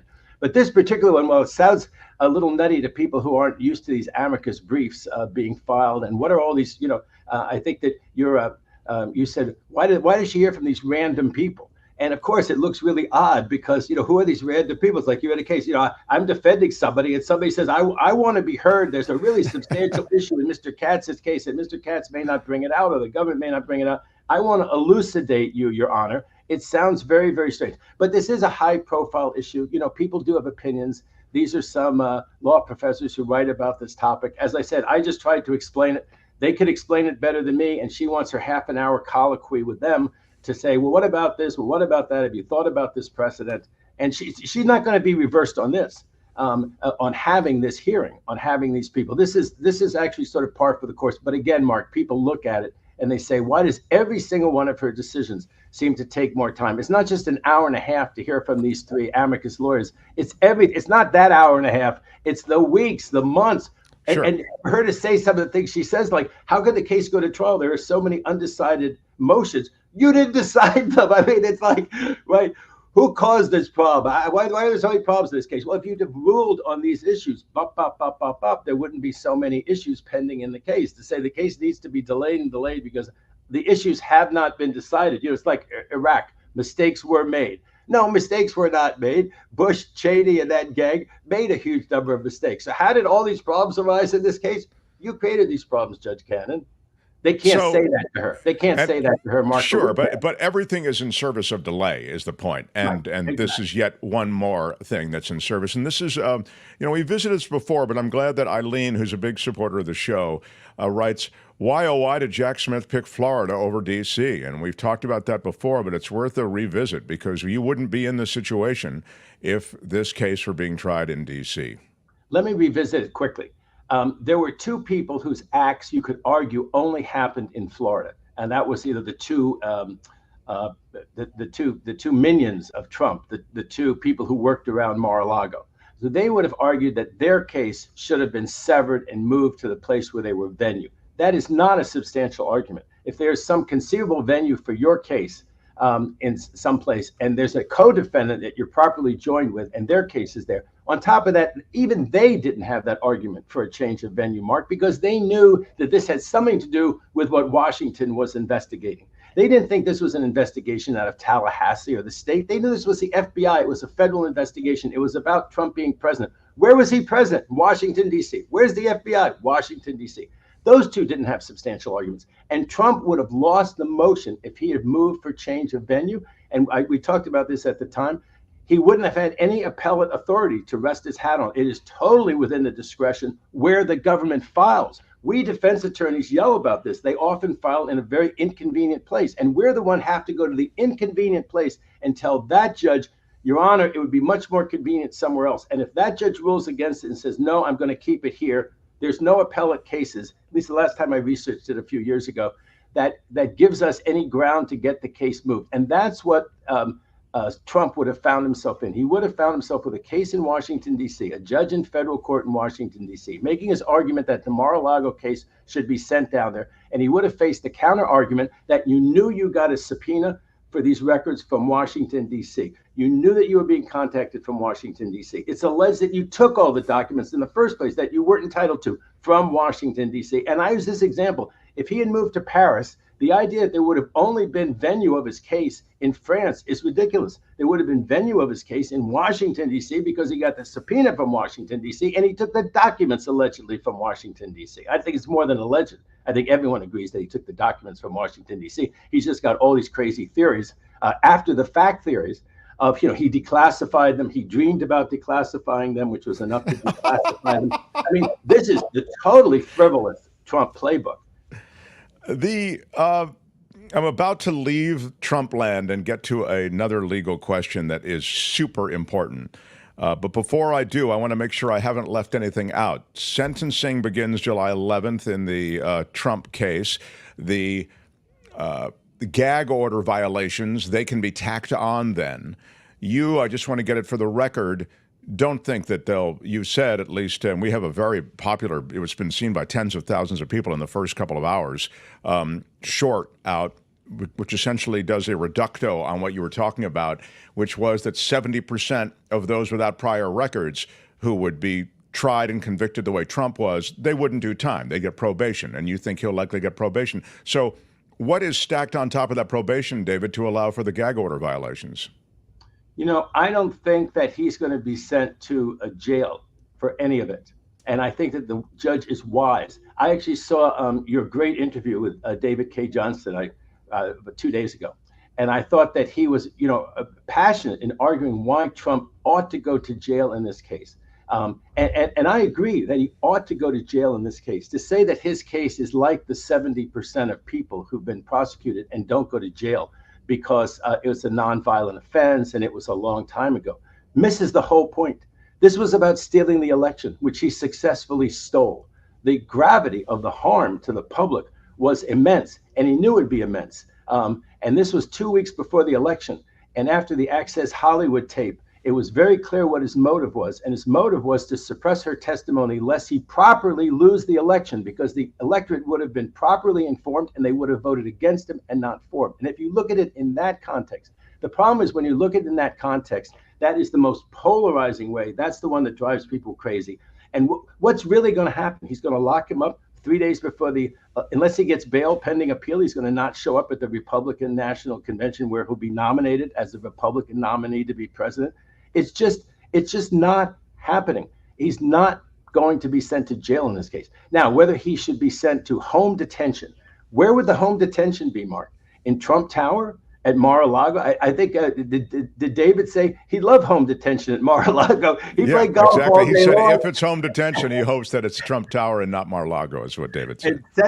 He sent out all of his vicious, a slime that he does to all of his opponents and everybody else from his room at Mar-a-Lago. He'd play golf all day long, and he'd tell the whole world, I can't campaign. This is the deep state has me pinned down again. They pinned me down in the courtroom.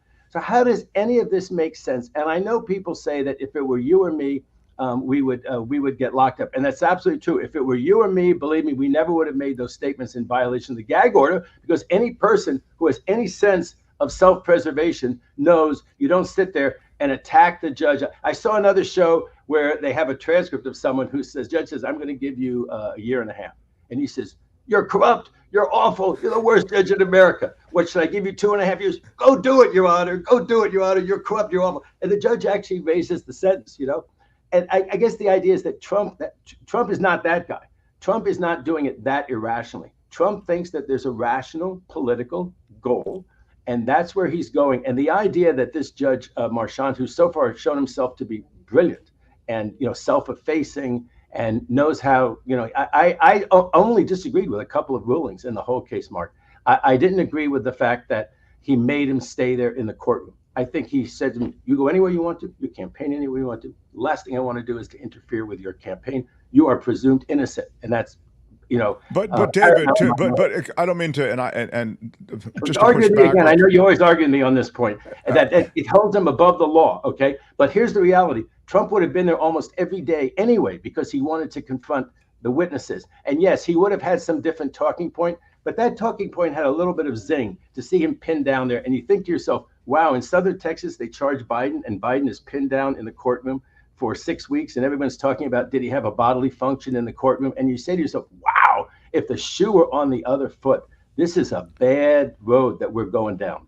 That's a very compelling argument that you have mentioned before, and I'm always, it does stop me cold because it's a great argument. I see why you're an effective attorney and a defense lawyer that I want on my side. It's just, you know, as so many of us struggle to reckon or to square, maybe, might be a better way to put it, the idea that Donald Trump just gets away with everything he wants, and the legal system, which has surrounded him with all of these things where he's really dead to rights, somehow he gets out. It's like, you know, it's like Wile E. Coyote and Roadrunner.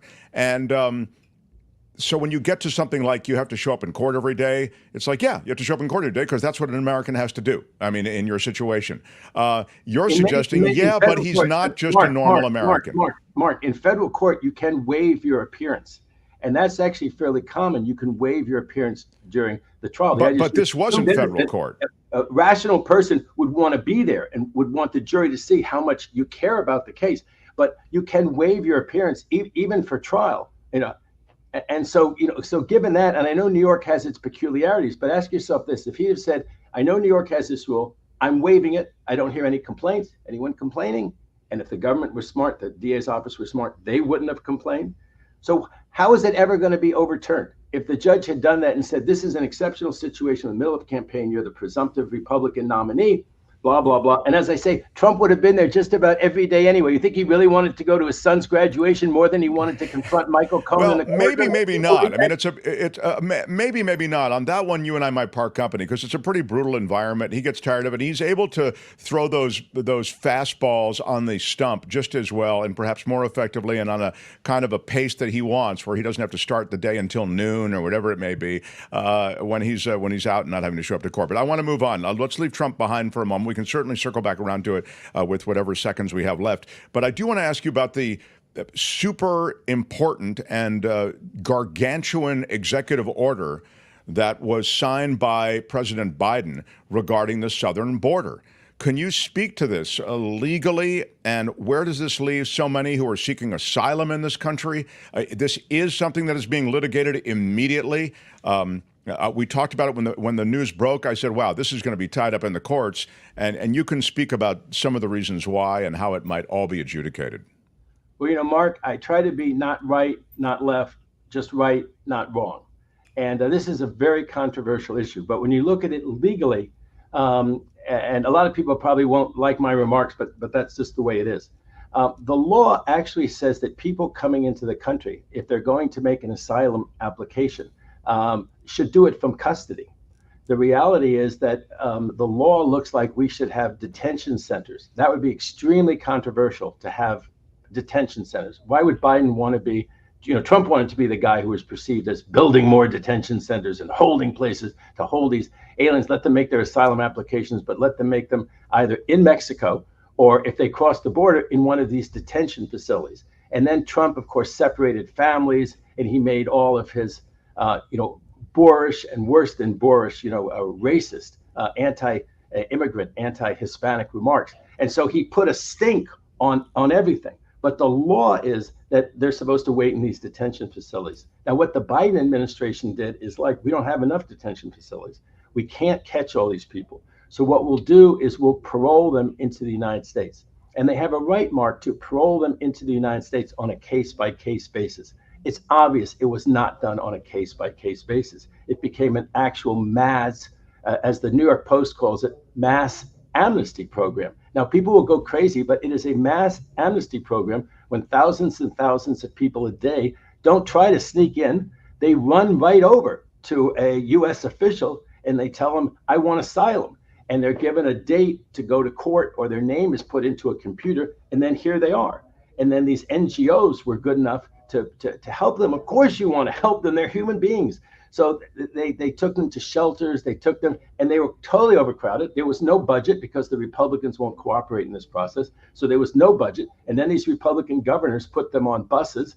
And, it's kind of like call your bluff, hey, in New York City and Martha's Vineyard, you're so concerned about these people. Good. Here's a busload of them. Here's a plane load of them. And that didn't turn out well. And then people in New York and Chicago and Denver got worried that, hey, wait a second, maybe they'll raise taxes and everybody will get everyone will get the whole pie they used to get, but maybe they won't raise taxes. And maybe they'll take 10% of my pie that I need for my rent subsidy, or I need for this payment or that payment from the government, and they'll spend it on the people who just came into the US. And those turned out to be tens and tens of thousands of people, hundreds of thousands of people. So even in New York and Chicago, liberal mayors said, enough, you have to stop this. They complained with Biden. And now Biden, has done something about it. He's going to get incredible pushback from the left. They're going to quote where he said, you have a right to come to America, to be here and ask for asylum. But it became an utterly unsustainable system. And the last thing I want to say is a lot of people have doubts whether, at least under the asylum model, this is who they had in mind. The asylum model that passed Congress, rightly or wrongly, had in mind the refugees from Nazi Germany, of whom my father was one. And you can say that, if you're getting killed in these countries one way or the other, you're suffering the same fate of death as the victims of Nazi persecution, right? And the Holocaust suffered. But you just say to yourself, like Turkey, people come here from Turkey and they ask for asylum. Is this really our view of Turkey, Mark?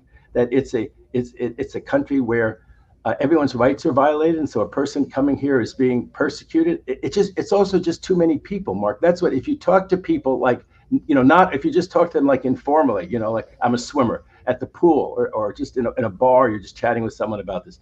They just say, I don't know all the legalities. I don't know exactly what happened, but it's too many people. Biden had to find a way to deal with the fact it was just too many people all coming at the same time. And now he's found a way to kind of deal with that. Trump will say, ha ha, told you so. And I think Biden's answer is, I'm the president. I solve problems. This became too much of a problem and I solved it. Well, when have you ever solved a problem? I think at the debate, he'll say, Trump, when have you ever solved a problem? When have you ever said that you were going in a wrong-headed direction and been big enough to say, you know what, I'm going to change my policy view? You just double down, triple down, and when you make a mistake, when you're in a hole, you keep digging. I'm not the guy who, when I'm in a hole, I keep digging. We had to dig ourselves out of this hole, and I came up with a policy. Now, whether the courts will go for it, I think Biden puts himself in a good position.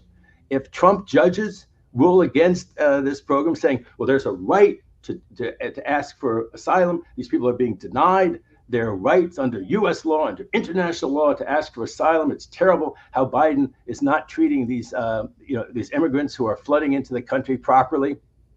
I don't think that's bad for Biden in the election if he gets that kind of ruling. If he gets a ruling that affirms him and affirms what he did, that's good. Those cases will go through the appellate courts. But I think Biden's advisors told him, you have to do this. You have to do something like this. And he was getting ready for the debate. This will be a big issue at the debate. I never thought immigration was going to be this big an issue, but here we are, 3 elections in a row. Well, I mean, we have the same crisis at the border that many other countries have. I mean, Europe is facing with the same thing. And, you add the climate chaos to all of this, and you have people mass migrating across the world in much more aggressive and bigger numbers than much more aggressive ways and bigger numbers. And they're willing to go to greater and greater lengths to get, some kind of high ground, literally often.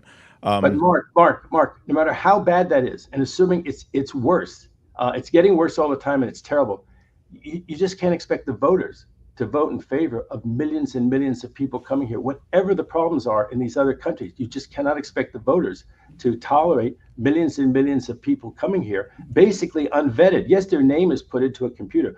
Very few of them turn out to be criminals. I think almost all of them are economic or climate refugees. Are they political refugees in the sense that the statute thought about? I guess we're going to find out. Well, that's one statute, right, David? That this is what's interesting is the reality is you can petition for asylum based on political persecution, but if you are in fear of your life in many other ways, you can come to this country and achieve an asylee status, can't you? You know, you can, but it just seems to always be expanding. I'm going to totally antagonize some of your audience, but, you know, one of them is domestic violence. Right. You're the victim of domestic violence, but think about the world. Think about the sexist, cruddy world that we live in, country by country, machismo, or all these, male-dominated societies. How many people are we talking about who have a credible claim that they've suffered domestic violence? And again, are the voters willing to accept that number of people? Or will they say to a pollster, of course, domestic violence, we should let the person into the country, and then they vote for Trump, because at the end of the day, they don't want the number of people that philosophy ends up producing crossing our borders. Right. If you broaden the qualifications for asylum far enough, as you say, it does include domestic violence. It includes you. If you claim that there's, forget about this political persecution thing. The number of people who are actually being politically persecuted, that's a small percentage. I mean, people are running from gangs and militias and from street violence and from all of these things that do exist in large numbers across Latin America and beyond. But you're right. There are many more qualifiers, that is to say, ways that you can qualify for asylum. But the reality is that asylum trial, this is the last thing, David, that may be years off from when you actually enter the country, right? Yes. One solution would have been you have to ask at an American consulate outside the country. But we are going to increase tenfold the number of consular officials. I mean, what young person who likes international politics, law, whatever they've studied, who wouldn't love to be that customs official? You're sent to Mexico City. How exciting. You're bilingual. You're sent this place, that place. And we could process 10 times as many people. But the answer is you do not ask for asylum from within the United States. You have to ask from outside. You don't get to cross the border, run over to an agent in the hundreds of thousands and say, I'm seeking asylum. And then you get a hearing 6 years down the road. And then you stay in America effectively for those 6 years. If you ever have a hearing, if they ever proceed with the hearing, if you go to the hearing. But of course, the Republicans talk a good game, but did they ever spend the money? Did they ever say, let's spend 10 times as much? Let's agree on that. So we have consular officials all over the world so they can take these applications. And so the good ones get granted. The people who really deserve asylum get granted. And the ones who don't get granted, because we can't take all the people in the world who want to come to America. And anyone who says that we can, and I've met people like that's a path to a new Trump presidency. That is not a path. That is not a winning path for Biden to take any of those views. And he's got to tell the left, if you want to bring Trump on, fight me really hard. Say you're not going to vote for me because you're going to produce another Trump presidency. Thank you for your dedication, says Ricky O'Bear 1, to our country's laws, David, and your true insight into our situation. Isn't the current asylum system essentially the equivalent of having an open border? Is that where we're headed with all of this? Well, that's kind of what David is saying, Randy. And, I mean, this is why Biden has stepped up the way he has. There was Motor X asking how come United Nations refugee camps can't be set up south of the United States borders. That was one of the things, the Remain in Mexico policy that started under the last president. And I'm sure those camps that in Mexico, I'm sure they're awful. Again, every time you focus on the problem, so many things are awful. The gang violence in those other countries is awful. Domestic violence that women the camps in this country were awful. There was all sorts of sexual abuse and allegations of violence of all sorts from some of the officials that were supposed to be helping to keep them cool. Biden took the other view. When he ran against Trump, he took the other view. But, I think that he says in the debate, I'm big enough to learn from policy issues, and this one didn't work out. It was with the best of intentions, but it didn't work out. Now I've come up with a new policy which does help with this. The Republicans aren't helping me at all, but I'm fighting this problem. They talk a good game, the Republicans, but all they want to do is talk. Sure. I mean, this bill that they really wanted and crafted in large measure, it had money for additional lawyers and for additional ways to process many of those people wanting legal asylum, or at least to be heard on immigration and make it the reality is it was derailed because they wanted to make it a political football, which it continues to be. David, I love Mark, last thing. I have admiration for the attorneys who help them. I have great admiration for these NGOs. You know, they had a story about San Diego where these volunteers work around the clock to try to get them into some kind of social, some shelters or something else like that. But you can't fight it alone with a couple of NGOs. The country needs a big immigration bill that both parties sign on. And some of these problems really can be ameliorated. But, the Republicans just want to run on this issue. And I think Biden needs to point that out. And I think he's going to rally on this issue and rally in general. I'm looking forward to the debate. I haven't done this in a while, but ameliorated, I have to give it a ding. Thank you very much. David, I loved your segment on the East Coast Midnight Show, says Michael D. Was that WABC crazy cage match that they throw you into? Is that what that is, David? But, they hear your side of the story. And I thought that, I thought they really heard what I had to say. And it was great. And the main point of it, Mark, really, really briefly, was that the DA's office did do a good job. They presented a good case, and the other person the Trump person had to pretty much admit, well, I never liked it from the beginning. It was political in the sense that it was selective prosecution of Trump. But at the end of the day, he had no criticisms about the trial, and he had no criticisms about the fact that if that body man had really helped, the 96-second call, if that had really been just with the body man talking about a 14-year-old stalker, call the body man to the stand. Didn't do that. They called one witness of any substance, Costello, and he blew up in their faces. The people had great cross-examination. They walked right into it, and they took it right on the chin, the Trump defense. This is from Delwood. I think he's trolling me. Only David presents the reality instead of the make-believe asylum. Mark lives in a make-believe world of his definition of valid asylum. Mark would invite tens of millions to stay forever. Delwood, I'm actually on David Katz's side on this. You're just being an a-hole right now, Delwood Kelp. You don't even you're smearing me. How dare you, Delwood Kelp? I am going to yellow card you right now, Delwood Kelp. You are yellow carded. You heard it. Why are you yelling? On Kim's birthday, Delwood Kelp is yellow carded. How dare he presume my position? Mark, it makes me think of that song, You're Still Living in a Make-Believe World. What's that song? That's right. Maybe Come back, baby, whatever it was. Mark, you're not living in a make-believe world. You're living in the real world. And Kim, how about a shout-out from Mark? Yeah, how about, by the way, it's Kim's birthday, David. We're very excited. We adore you, and we're... Happy birthday to toi. Thank you. I have a question for you as well. Feliz cumple. Thank you. Oh, yeah. Muchas gracias. Cumpleaños. Yay. So I know that you're a Cal grad, and I don't know if you've been following what's going on at People's Park with the construction of new student housing and low-income housing, and a lot of people don't want this built. So there's been this legal battle, and today some breaking news comes out that the state Supreme Court says UC Berkeley can go ahead and build, basically deciding in the university's favor. Any thoughts on this case at all? When Reagan was in power, they couldn't build on People's Park, and now we have Newsom, and they can build on the People's Park. I don't know. I never followed it that closely, but it was a cause célèbre in Berkeley. I was trying to get that great taxpayer-subsidized education that I got at Berkeley undergrad and at law school. So I walked around all these things.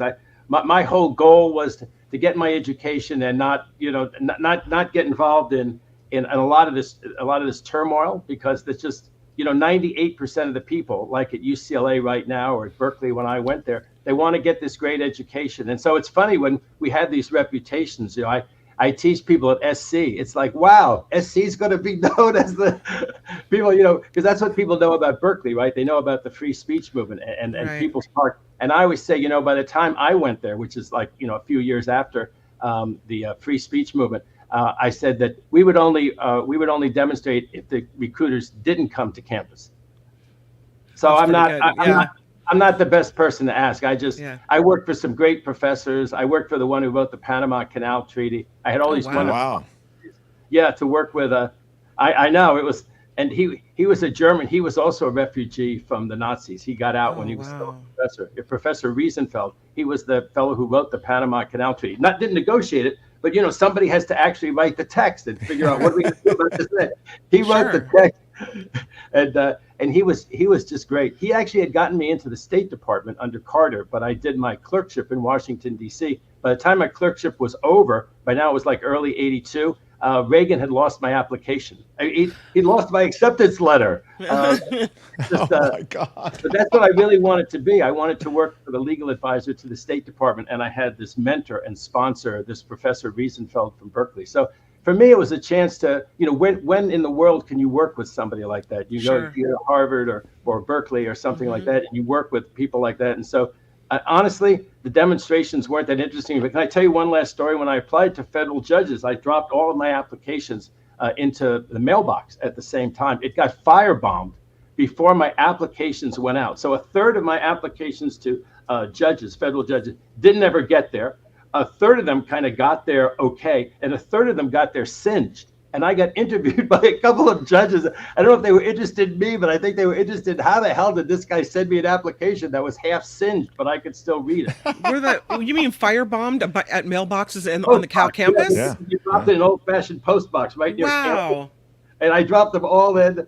So, it was, like I said, most people who went there, were just really into, learning and their careers. And so places like Berkeley, and I think, I hear about the some of the Jewish students at these campuses, and I know it was awful, some of the stuff that they were subjected to. Sure. But my glib reaction was, well, as soon as you hear the bullhorn, walk around the noise, like we did at Berkeley. Walk all around the noise and go to study with the fellow who is the legal advisor to President Carter.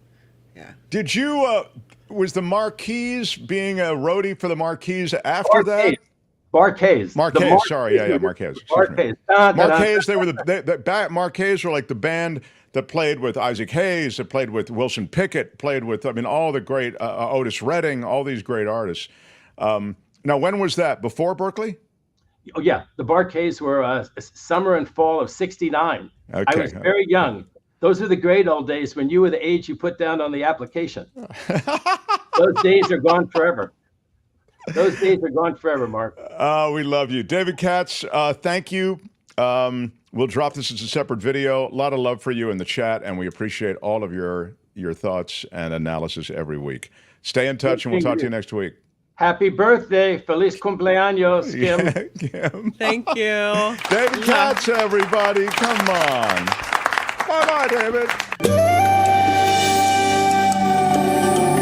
The Mark Thompson Show. Oh, my gosh, Kim, you got a lot of love. Oh, girl, baby girl.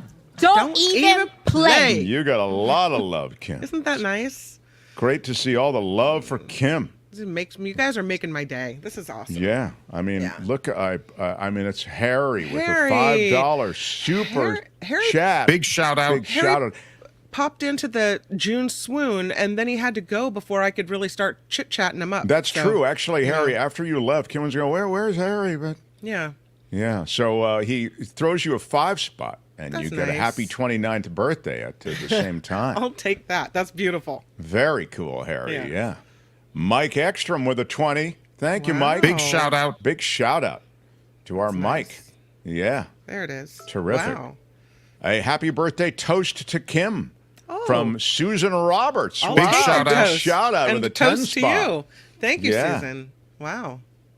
David is, Ashley is again in possession of one of the coolest names of anyone who is part of our community. Yeah, Ashley Petrus. $19.99. It's a $20 super sticker. Big shout out. Thank you, Ashley. Very cool. I also would put together, I kind of put these aside sometimes. David is by far one of the most popular, informative, and highly respected guests. That's very true. Mm-hmm. More crooked judges, says Ronnie. Don't tell me there isn't a 2-tier justice system, because they are proving it every day. Exactly. It's so rich to hear the GOP complain about the weaponized justice system and how unfair the justice system is, when the justice system is so bending over backwards to accommodate them, the very parties that claim to be the aggrieved parties. Croquet Film, how about a happy birthday, Kim, from Rohnert Park? Shout out to Rohnert right up Park. the road. Big shout out. They're the next town over. Hey, Croquet. You'll probably be able to hear the celebration, Croquet, from wherever you are as Kim begins her decadent afternoon after she finishes her after party. She begins a real after party. Happy birthday, Kim. We love you, says S. Jones. You guys are so nice. Thanks, Croquet. Thanks, S. Jones. Yeah. Flo is with you, too. Happy birthday to the great Kim McAllister. You're truly awesome. Wow. Flo. Sometimes she's truly awesome. You know what? Coyote says, happy birthday, Kim. I don't really know you, but congrats. Thanks, Coyote. Wow. Yeah. That's really nice. And that lady Beatrice, Lady Beatrice, happy birthday, Kim. Wow, Kim, you got a lot of love. Girl, you really just nice. woo. Yeah, very cool. That you get it all. You get it all. Well, I feel very good about a lot of the shout out to Mark. Thank you, Cheryl. God, I appreciate that. Big shout out. God, I mean, it's just... Do you know who I am? I'm kind of a big deal. People are losing track of who I am. It's kind of Michael birthday Snyder. joy to the magnificent McAllister, our MVP from Michael Snyder. He's so nice to me. He is very cool. And Michael, even his birthday greetings come and go in a rainbow. Very nice. Super cool, everybody. Yeah, we're pretty excited that it's Kim's birthday. And Karen Cooper is more than just excited. She sends us a 20 super chat, and go ahead and read it, Kim. You're the Hawaiian. Hanau. That's so nice of you. It's happy birthday in Hawaiian. It's funny, Karen, because my mom big shout out brought me Hawaiian flowers that she found at Trader Joe's. And I get Hawaiian flowers on my birthday every year because I was born in Hawaii. So, yeah. Do you miss Hawaii? Well, I didn't live there very long. My dad was in the Navy, so before I turned 1, we moved back to California. But I like having been born there. It's kind of cool to have that on your birth certificate, and there's something that draws me to that place as well. So I love going there. Yeah. Wow. Well, I certainly think there's something that draws all of us to Hawaii. It's pretty terrific. But it's cool that you have settled in the Bay Area. Well, I am sadly going to have to wrap things up here. Well, that's too bad. I'm just looking at some additional comments. Happy birthday, Kim. You're amazing and wonderful. Thank you for all you do. That's from Debbie M. That's nice. Yeah. Thanks, Debbie. Pretty cool. Albert, do you have any heartfelt feelings you'd like to share with Kim on her birthday? I mean... everybody's seeming to step up with, talking about how great Kim is and how amazing she is and how she's, she looks great. And I just... Who is having that conversation? Well, I think they're having it a lot, actually. Feliz cumpleaños, Kim from Luis. Big shout out for a $20 super chat. Wow. Mahalo, thank you. S. Jones and an Ohana. Yeah. Wow. That's a lot of love for you, Kim. A lot of people love you. Isn't that nice? Yeah. Really pretty cool. Well, maybe some of those... And Kim's working on her birthday. That's really cool, too. I feel hugged right now. That's so nice. No? Yeah. No, that's very, very cool. I really appreciate all you do for the show. The Kim McAllister Show featuring Mark Thompson is exactly the way... Don't say that. This is where he starts to get testy. No, exactly the way Kim sees it. And I think that's... we love Mark T., Kim, Albert, and Tony. That's very nice. Well, I feel we've learned a lot about each other here today. Smash the like button. I haven't really pounded that today too much. It does help us with the YouTube gods if we have some thumbs up. I think there's a lot of good analysis from David Katz. And Delwood Kelp got the yellow card from me. There's never been anything like this. Characterizing my position on immigration and I've never stated my position on immigration. But he, of course, characterized it in the most extreme way. Which one do you use, Mark Thompson? In a hateful way. And I think he's deserving of a yellow card. He might have even been deserving of more than a yellow card, but I am nothing if not someone with a soft heart. Good and so day, I give him a yellow card. Why are you yelling? This is a man with anger. This is a man that has resentment towards you. For the Mark Thompson Show. Bye-bye. Delwood Kelp and I are going to need couples counseling. Bye-bye. Kim, happy birthday. Thank you. Tomorrow, Florida and more. Bye-bye.